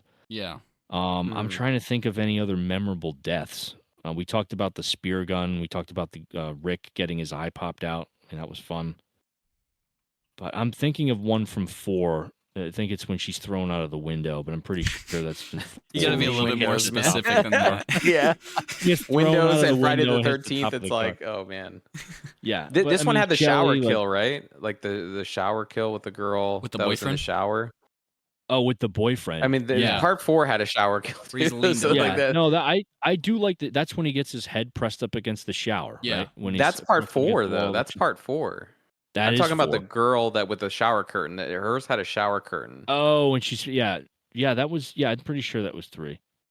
Yeah, I'm pretty I sure that will was say though, the 3. other it was when I think this is a dream sequence with Chrissy's character when Panel of Voorhees comes back to she's like Oh strangling yeah, her or something where it's like the corpse. I mean, that was yeah. cool. Like that was like a good moment. Hmm. But I mean, other than that, nothing really stands out. I mean, I'd say out of the 4 that we're talking about, this is probably my least favorite. So I know we're going to get into the rankings officially, but yeah, I'd say out of all of them, I mean, the camp is definitely turned up here, but it just doesn't work. It's like too over the line for me. So Yeah. And just like the reason I brought up that shower kill is just because I remember vividly, like the main character girl, whatever, she walks in and she's like, she yeah, opens the shower and like her reaction's just kind of like, what is this? And like when the camera pans down, it's like it's a water, like it's like full of blood and there's like bloody yeah, clothes and like and like her reaction just kind of like, what is this? I'm like, any regular human being would like turn right, around and start screaming and get the fuck out of there, but she's like looking at it like wondering what to do, and I'm like, yeah, yeah. the camp factor's just up there 100%. I'm trying to think of other kills. I mean, I think that guy Chuck that we were Oh, talking about, like the hippie looking guy, I think he gets electrocuted, like he with the does. Chuck Oh does. yeah, with that the was a fuse little bit box or something. creative, yeah. Yeah. The fire So I mean, poker. they got some creative kills going on, but I like the go Oh fire ahead. yeah, poker. the girl. Oh yeah, and I felt bad for her too. That was the girl that was gonna get with. Oh no, I'm thinking. See, I'm trying. I'm starting to. I thought that was the girl's boyfriend from the wheelchair because I felt bad for No, her that's too part when 2. she died. But that was part 2. That's part 2. They're all bleeding together, man. Who was the fire poker one? I remember that That one. was Like he got the Rick. fire. Or not Rick, That was Chili. the girl, wasn't it? Yep. Impaled with the Yeah, oh fire yeah, it was. poker. Yep. That was in the stomach, right? That Yeah. he impales her with the fireplace. But okay, Yeah. And she was, yeah, her character's name was Chili Jackson. Didn't know that was who the is it? name. Who is the one that gets sliced? It literally like cut in half with the it's the machete kill. I'm trying to remember. Ali? With the hand cut off? Or Ali? He's the one that gets in that No, final fight with Jason. literally sliced in half with the machete. Oh, Andy. Andy. Okay. This is the Yeah. Yeah, and part the for me. I spear can't remember. gun in the eye is actually the actress that I was talking about. I don't know if you. I can't. My internet's not loading for some reason. I can't look up the characters. Yeah, she's the actress that she beautiful actress. I like. Yeah. It's fun to watch her. Unfortunately, she dies. But yeah, I don't know. Other than that, I can't think of anything. I think Shelley gets his throat slashed, which is kind of like underwhelming. Yeah. For how You wanted him annoying his curb character stomped? is. I was hoping for something a little bit. Just, I mean, that's the thing too with part 3. It's like if you're gonna go, balls to the wall, it's like, give us some crazier kills. Like if you've removed that Yeah. boundary, right? Like with the campiness and all this other stuff. Like, I mean, the spear gun is a great kill. Like, give us more kind of kills like that. Mhm. I don't even think they really did that. I So want to yeah, throw part this out 3. there, Gabe, because Yeah. this is something I didn't think about, and I keep referencing it, and I just feel like, because if you don't want to watch that 7-hour documentary, as I need to get a shirt that says I watched it so you don't have to, so I'm here to give you that information about Camp Crystal Lake Memories. Highly recommend it. But a majority of part 3 and part 4 was working against the MPAA. That was their biggest enemy. It wasn't really even the studio slashing it, anything heard along about those that. lines. Yeah. So like even just like 2 seconds, you hear about these unrated cuts that come out and it's like, oh, it's 3 minutes longer. Well, whenever you have like 9-10 kills in a movie and it's 3, 5, 10 seconds even longer, there were some things where we would all nowadays be like, really, they cut that? But Yeah. they were going to be given an X rating for some of these. One of those being the spear gun to the eye. They wanted to show it actively going through, and it got cut out. And it was just like, that would have been cool. Yeah, maybe there was a whole bunch of cool shit that hit the cutting room floor just because of the MPAA. I mean, the MPAA, I mean, it was back then like 80s and 70s. It was kind of weird because I don't know if you've heard of the story with like Taxi Driver with like Martin Scorsese where he was going to get an X for Taxi Driver and he was like pulling his hair out. He didn't know what to do because like the movie was shot, everything was there. But what he did was he increased like the blood, like he made it like darker.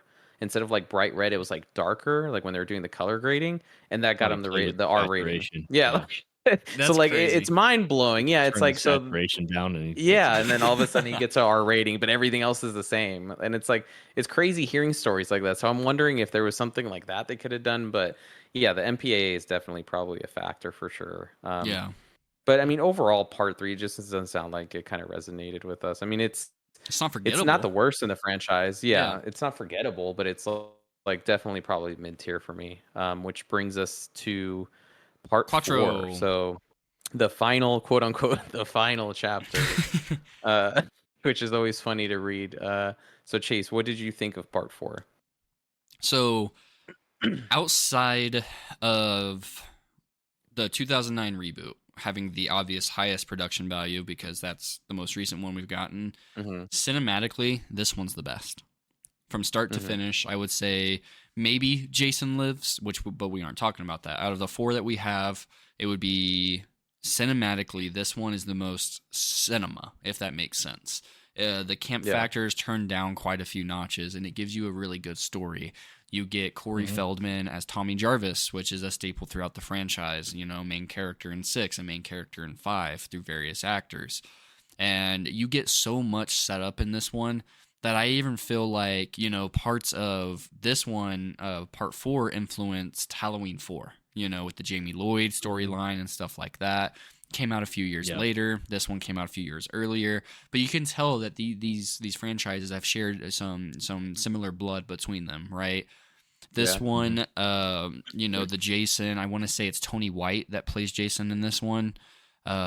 He never got credited. Like, he's an uncredited Jason. The person that got credited for Jason, he wanted nothing to do with it. There was quite a few, because this is the one with the raft kill where she's underwater, and there was just a lot of turmoil behind the scenes and stuff with people getting, like, you know, very verbal between each other.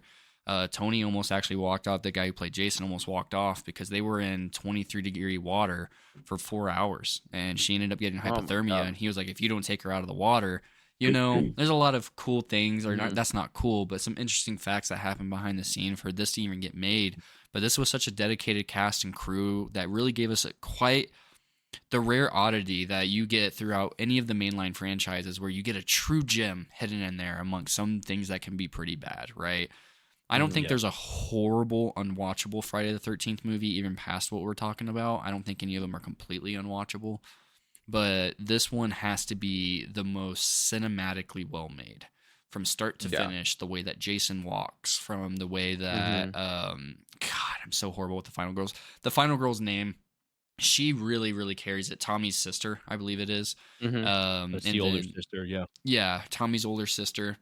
And... yeah, you just get such an engaging story from the way that Jason is portrayed in here. You take that Hulk factor, which this Tony White was the first person to actually, he was a real actor. You know, you even had Tom Savini stand in for Jason in some of these other ones, or like as Pamela in some of the other ones. And he even did it in this one, I believe, because this is the one where the hitchhiker gets stabbed in the throat. That was actually Tom Savini, believe it or not. Yeah, I think Tom Savini came back for this one too, right? Because I don't know if he was involved with 2 and 3. I think he did 1, and then he came back for 4. Yep. So absolutely. the one with the one eating the banana on the side of the road, that was the one eating the banana. Yeah. So like that was him, and it was just so cool. Like what you see, he got credited as like part of Jason in that one, but it was really just for that scene. And from, you know, the TV to the head, I found that awesome, you know, getting it thrown at him, to the whole like dark twist that Tommy goes through at the end. I used to think that was the goofiest thing ever. I really did. It's like, dude, what kid thinks of this? You know what I mean? I still find it a little goofy, but I enjoy it. Could be how it's shot. I think it's just how it's shot, where he's like, you know, he's cutting his hair, and then it cuts to, you know, his sister like trying to fend off Jason. And it's like all crazy, and then all of a sudden another cut, he's like shaving it. It's like, dude, like yeah. And again, it got cut for some reason, because that was in the documentary, the Crystal Lake Memories. They cut it. They even cut him putting in like the eyeshadow. You know, interesting. It was weird. You know, yeah. It's just cinematically, from the moment, like I really love that shot, because very rarely in horror movies do you get the shot of them being thrown from the window or whatever. They're in Mhm. every Friday the 13th, somebody gets thrown through a window, but in this one, she gets thrown from the window and it On the shows her car. land. Onto the car. Yeah, it's one Yeah. of my Yeah. favorite kills. Yeah, and so Yeah. that one's really good. And then especially at the end, whenever Tommy's sister she jumps out it, and it shows Yeah. her, and you see the glass in slow motion, and Mhm. then the raft kill and stuff. I think it really genuinely is one of the most memorable. If you don't even like horror movies and stuff like that, like it is the strongest presentable just movie for anybody just to watch. If you want to experience Jason and everything like that, and you want to see peak of what it has to offer, out of the four we're talking about, I'd pick four, but I'd be in a toss up between 4 and 6 to get the campiness and then this and that, just to show you Yeah. like peak Friday the 13th. I think part 4 is really the strongest out of the four, even though it's not my favorite. I think it's the most well made. It's the most all encompassing. Every character's likable. You get a family to focus on rather than Yeah. just a group of friends that may or may not know each other, maybe getting to know each other. I find it very, very strong. Mhm. That one's an 8.5, 9. I really, really like that one. It's not my favorite because I do find it a little like too serious a lot of the times. I do find it a little too serious for Friday the 13th, but also at the same time, it's the most movie out of the Friday the 13th Yeah. series. And it's just a fun watch. It really is just a fun watch. And I really would have to maybe say, outside of Kane Hodder, that's my favorite Jason when it Yeah. comes to Tony. Really, really, really well played, because he was the first actor to actually play Jason, which is super Yeah. interesting. So yeah, that's how I feel about part 4. I love it. It's great. It's Tony White, right? I think I read before that he was actually the oldest stuntman or actor to play Jason out of Yeah. all the out of everybody that's played him, right? Oh, wow. Portrayed him. Yeah, Yeah. because he was approached to come back for 5 and 6, but he just Okay. had so much drama that came out on Mhm. there that he took his name off the credits even. Yeah, You that's know? crazy. Damn, Yeah. that's crazy. He really was unhappy with it, and you realize a lot of that will happen with horror, with modern Mhm. with like information being so modernly available now, and people being able to like just like just to go back to last week with Alan, for people like us to be able to just say, hey, we appreciate you in the way that you've influenced us and stuff like that. That goes a little bit further than reading about your performance in a magazine back at that time, or maybe people do or don't recognize you out on the street, right? So Yeah, right. a lot of people have appreciation for him, and yeah, he's finally embraced the role, which is really, really good. Same with Betsy Palmer. That was the same thing. She didn't understand how people liked her portrayal. She was like, I killed people. Like, why? Yeah. Why? So it's a great movie. It's really, really the strongest out of the four. I think so. Like, just to piggyback off of, like, I'm surprised how much we agree with this so far. I thought you and I would like have different rankings, and I mean, we're gonna get into official rankings in a second, but I think part 4, I agree with you 100%. It's definitely the most, like, I guess you could say, like, cinematic. Like, even at the Yeah. right at the beginning, right? I'd be curious looking at the actual production cost for it, because like you have the helicopters at the beginning. You know what I mean? This huge thing with, like, them finding Jason dead in the barn and then going to the hospital. Like, the production quality was just like a lot better. And a lot of the cinematography was pretty top 2.2. notch too. 2.2, which the other ones were like 1 million, right? Yeah. I think most of them were like Half close to to a a full. million. Yeah, so they definitely upped the production budget with this one, and you could tell 100%. I think I liked it more because it was definitely more like what you said, serious. I think they dialed down on the campiness just a little bit. I mean, the campiness is still there for sure, but I think that they definitely grounded the story a little bit more. They focused on the family, and they also brought that hiker guy who was related to I forgot, was it part 2? I think like his sister was one of the girls in part 2, I think, that died. So they have his character, he has kind of like some aspirations and motivations there as well. So I think that it's like kind of you have a solid group of characters that you actually like care about, which is the opposite of what part 3 did, right? We just talked about how part 3 was just all these characters that kind of annoyed us, but I think with part 4, it's you get a lot of solid characters that have solid motivations, and just yeah, it's just a fun movie. Like, I there's nothing I dislike about part 4, honestly. I think I spoke higher of part 1 and part 2, but part 4 I think is a great Friday the 13th installment. You know what I mean? And Yeah. the ending, it is still a little corny for me. Like, just like I told you, like him shaving his freaking head and he And comes just down, he's hacking. completely bald, And gray. perfectly and gray, And suddenly like gray. yeah. And I'm like, okay, Yeah. dude. Like, but you know, it's a solid movie, and it doesn't feel long like the third one did. For me, like the third one just felt so damn long, just because I was like, let's get through this. This one, I felt like it's a fun movie. You go in and Yeah. out of it, and you have a good time with it. So part four, I'd rank up there for sure. It's definitely one of my better Friday the 13th. I enjoy it a lot. Yeah. Will, what about you? I'd say it's probably tied with. I don't want to say the word tied because I think it edges out two for me just a bit, but it's definitely probably one of my in the top two or three for me. I love the style of it. It's like you said, they toned down the camp a little bit, just enough. It Mhm. has that more of a serious tone. I wanted to ask Chase actually because I'm thinking this. Joseph, I know Joseph Zito, I think his name is. He directed this movie. Yep. I'm pretty sure he's done because I just watched The Prowler not too Yes, long he ago, did. and I Mm. okay, so he directed The Prowler, and Yep. I'm pretty sure like one of the Missing in Action movies, if I remember correctly, Yep. because I was researching it the other day. I don't know who wrote this movie, but I was going to ask you if you got to this point in the documentary, like the making of, Yeah. because I'm pretty sure they wanted him, or I think I remember hearing they offered him extra money to write this movie as well, but I think he hired a co-writer to help pen the script. Yeah. I don't know Barney if you remember Cohen. that at all. I'm Yeah. Mhm. sorry, who is it? Barney Cohen. Barney Cohen. Okay. Yeah, Yeah. because I think the story in this one is the most cohesive. I just think they set a lot up. I mean, even with Tommy Jarvis, obviously in the later movies. I mean, we have that whole storyline that started with this installment, and I mean, I'm a big Corey Feldman fan, so Agreed. I think other than the ending, this is probably my favorite movie. The ending's definitely corny, but at the same time, I love it Mhm. because It's it just corny. makes me Yeah. crack up every time I think of it. Yeah. I think the deaths were, like you said, not too much camp, but like the getting thrown out the window on the top of the car. That's probably my favorite death in the Mhm. movie. But I love the whole dynamic with it's Tommy, and then you guys mentioned the hitchhiker. You know, he has kind of a backstory too, and he kind of Mhm. comes in and takes a liking. There's that whole scene with when he's in Tommy's room and he's like showing him the masks and stuff like Yeah. that. I love that. So you kind of get that character work in there too. I just think they approach this much better in regards to the character development and actually trying to make you care for these characters, right? As opposed to three, which is probably the weakest out of all four of these. So, Mhm.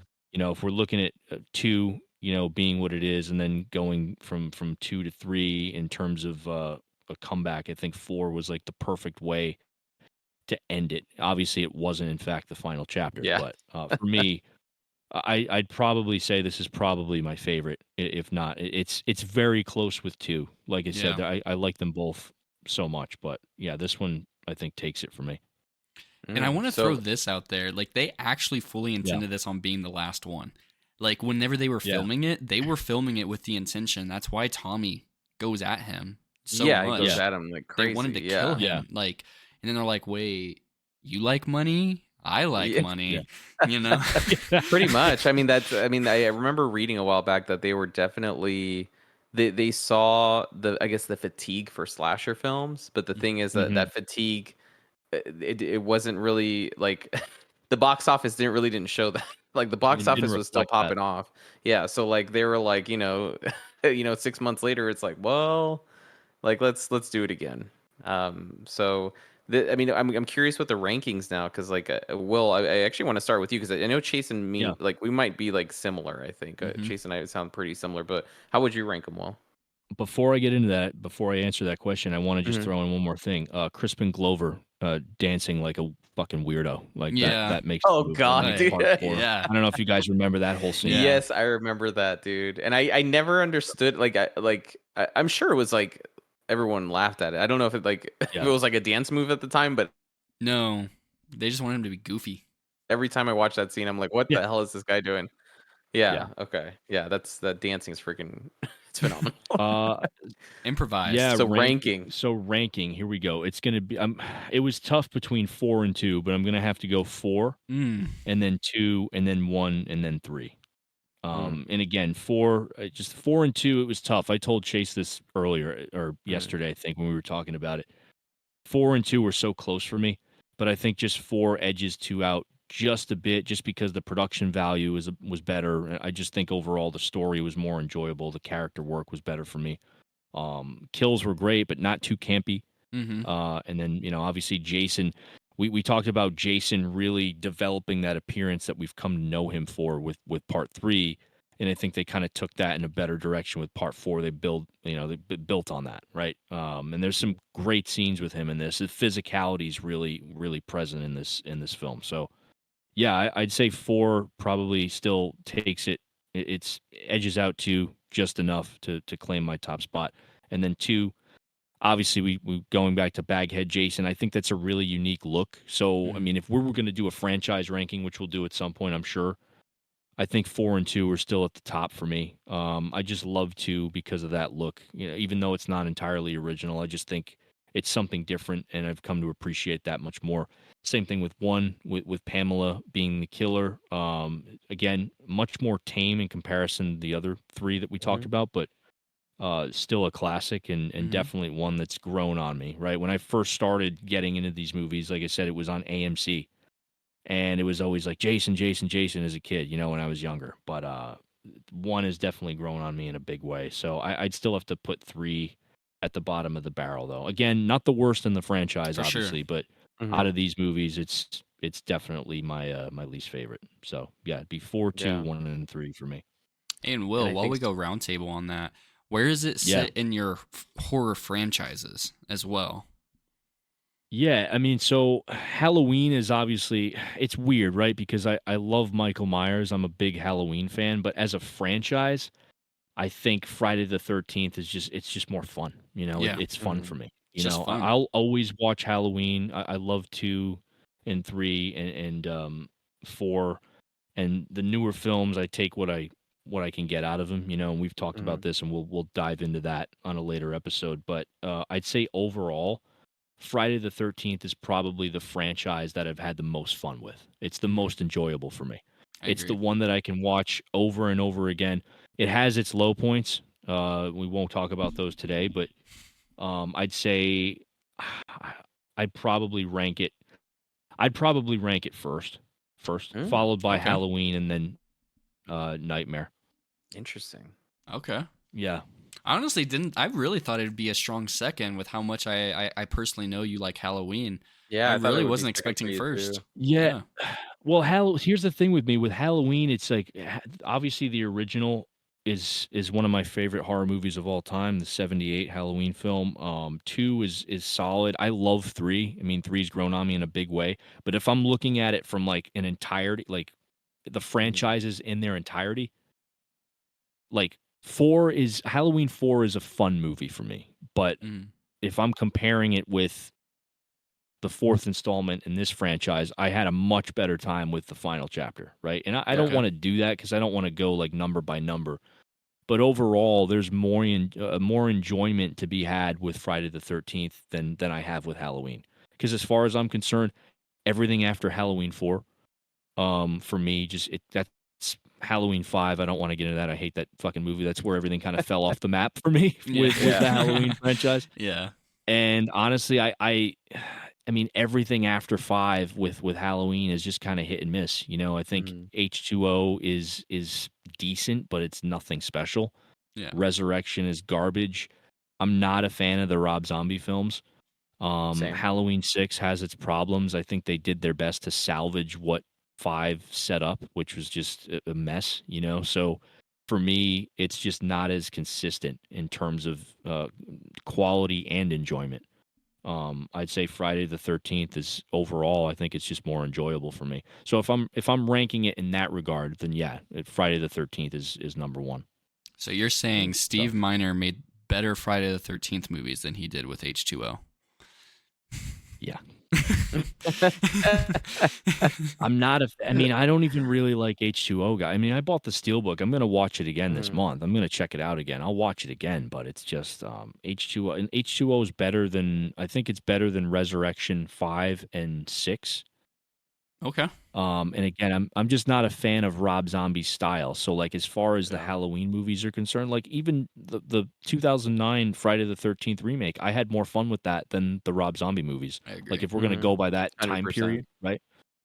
So I just think overall Friday the 13th has been more consistent. You know, unfortunately, as much as I love Halloween, as much as I love those first four films, and like I said, I take what I can get out of the newer installments. It's just been so inconsistent, and unfortunately, if we think about it, Halloween was kind of absent for most of the '80s after Halloween 2 and 3, Mhm. right? 3 wasn't even really a slasher movie, right? So if we're looking at it in that regard, um, a- after 3, Halloween kind of took a back seat while everything else was happening. But like when Halloween 4 came out, it was 1988. It was the slasher boom was pretty much it had come and gone by that point, you know? So Okay. I just think with Interesting. Halloween, the ball's been dropped so many times, and with Friday, they're just more fun. You know, they're more Mhm. enjoyable. Yeah. Even the bad entries in Friday, I can have fun with, but Yeah. like Even I can't Manhattan. watch. Yeah. Yeah, Mhm. even Manhattan. People like Manhattan's considered to be a bad movie. I love Jason Takes Manhattan. It's You know, fun once he gets to I New have fun York. with that movie. Yeah. Mhm. Yeah, but like, dude, I can't have fun with Halloween Resurrection. I just can't. Like, there's like, Yeah. nothing that I can take out of that movie. The same with 5. I mean, 5 is just bad for me. Yeah. You know. So Okay. What yeah, about you, I'd say Gabe? Friday's number one. Okay. Ranking. So ranking these, I think you and I are probably the same. So 2, 1, 4, and 3. And just Yeah. like I said, three's not like again. I'm not emphasizing that it's the worst one in the entire franchise, but it's just at least for the first four, which we're talking about, it's my least favorite. Two just has two is where it solidified its identity, and one was I think it was it was still exploring itself a little bit, but I think it was just so cool how they paid homage to different horror films and took things like from Yeah. Halloween and Psycho um, and four is it's just a good grounded kind of, or I hate saying grounded because there's still some campiness in it, but grounded for Friday the 13th. Yeah. You know what I mean? Like it's a solid story, and it's a good movie to rewatch. Like I never get tired of watching it.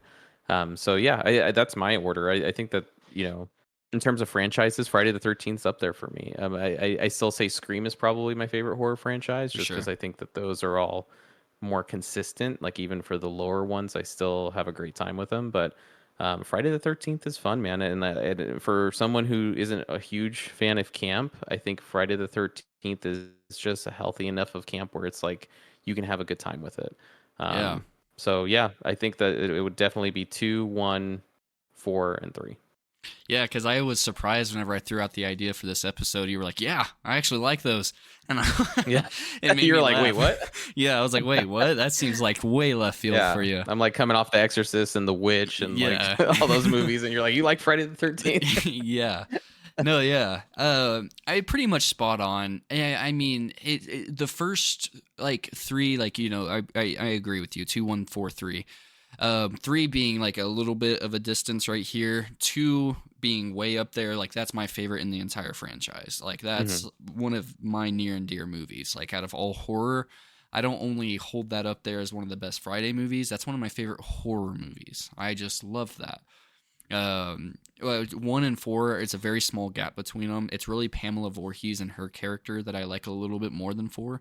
Yeah. But also at the same time, the thing that closes that gap is the Hulk Jason we get, and then what closes that gap even further is the family dynamic we focus a little bit better on, the cinematography. So like those are both strong 8 out of 8 movies for me. 8.5. I would really genuinely say that that's like a 9.5 for part 2, and I know that's really high, Wow. but it's really just because like Friday the 13th, I kind of alluded to it in our Saw episode a little bit, but like Friday the 13th, Jason never scared me. So I endlessly watched these as just fun movies. They Yeah. never terrified me or anything like that. So I got really attached whenever I first found out about Baghead Jason. I was like, man, this is going to be such a bad movie. And I was just so bewildered that it was so good, you Mhm. know? I Yeah. remember as a wee little Chase that I was pretty disappointed about Pamela coming in, and I was like, that's not Jason. And then you get the jump, and I was like, oh, that's why this is part 1. Okay, I got to Yeah. keep watching all of them. So then I get to part 2. It's just Friday the 13th. As much as I might talk about Chucky, and Evil Dead. Those are ones that have grown on me more. I don't think there's ever going to be something that ever replaces Friday the 13th as to me personally is what I consider the best. It's not the best, but it's my personal favorite for sure.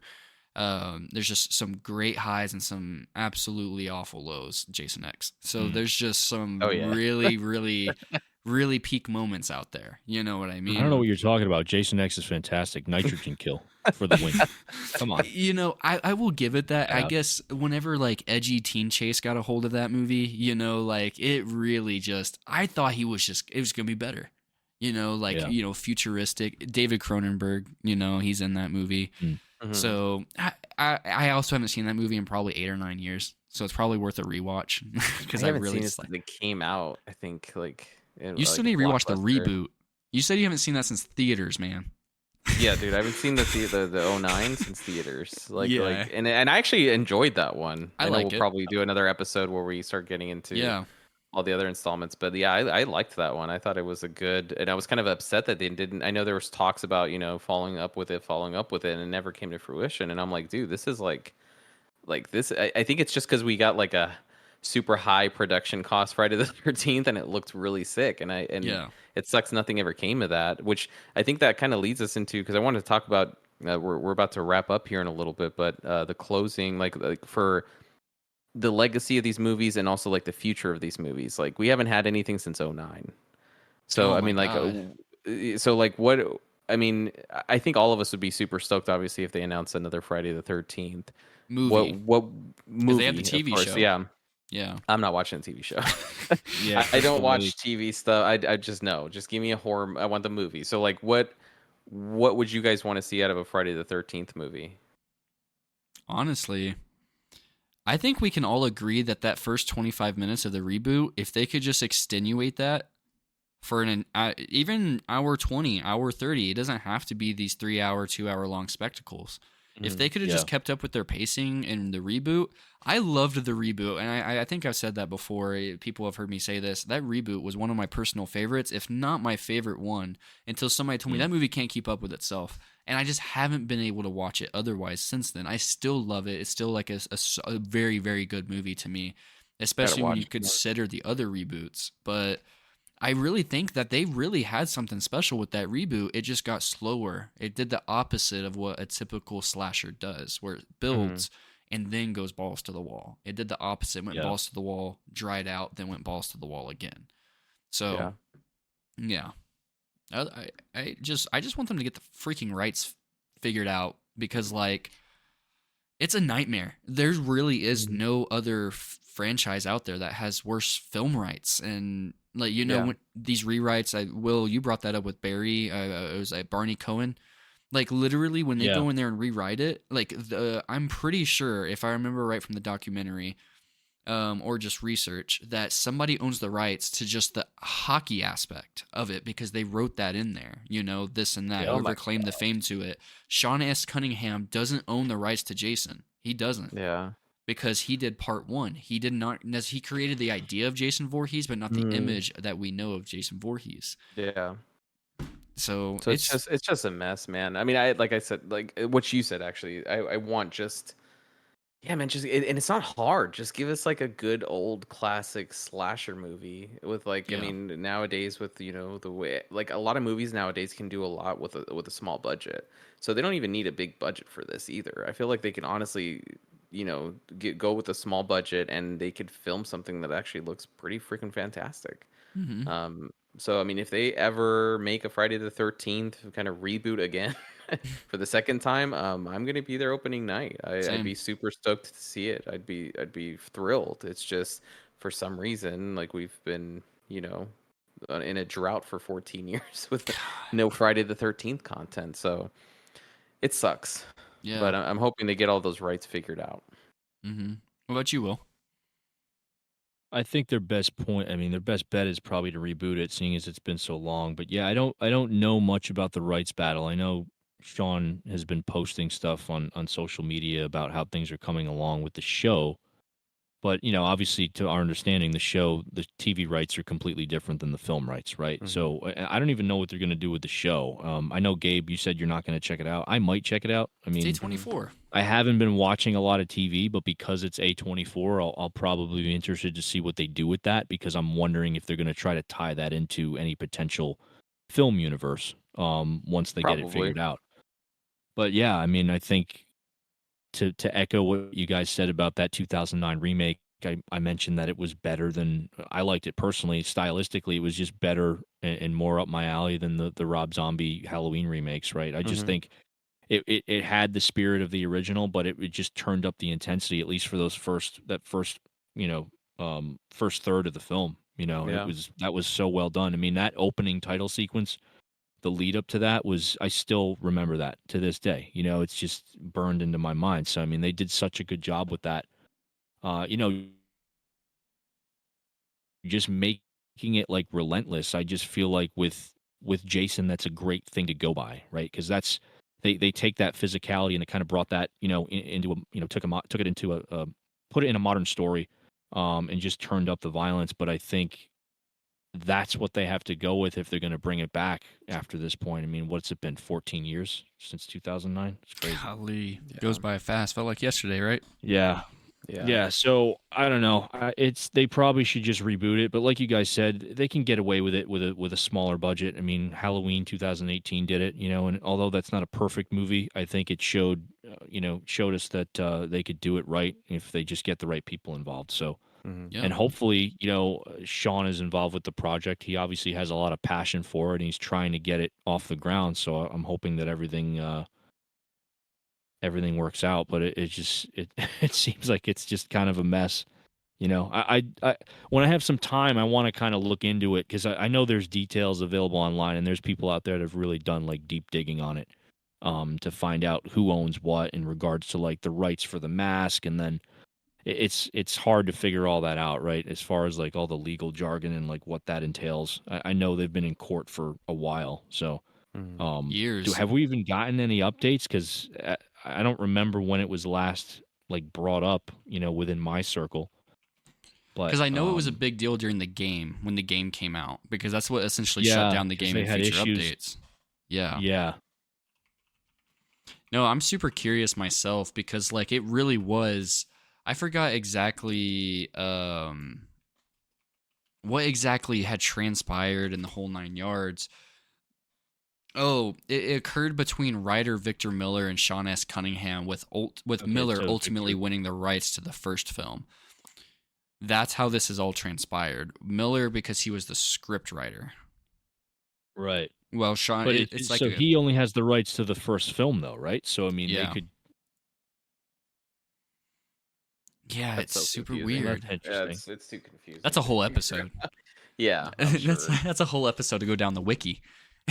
But I mean, we wanted to get into this just because it was, I mean, obviously, like what you said, Chase, it's Friday the 13th in an October, which you don't get a lot of. So I think we thought it'd be fun to kind of delve into the Friday the 13th franchise with you guys. And obviously, we couldn't do the whole franchise because we would have been here for 2 years. hours. We're only into part 4 right now, so maybe at some point maybe we can kind of do a thing on the whole franchise when we get a little bit of time to do that. But Yeah. I think it sounds like we pretty much agree overall. I know our rankings were a little Slightly bit different, but I think we kind of I think we were all on the same page, and I mean, at least for the franchise as a whole, I think we kind of appreciate what it's done for horror in general, and we're just hoping that we gonna get another Friday the 13th movie. Please figure your shit out so we get another Friday the 13th movie. Please One now.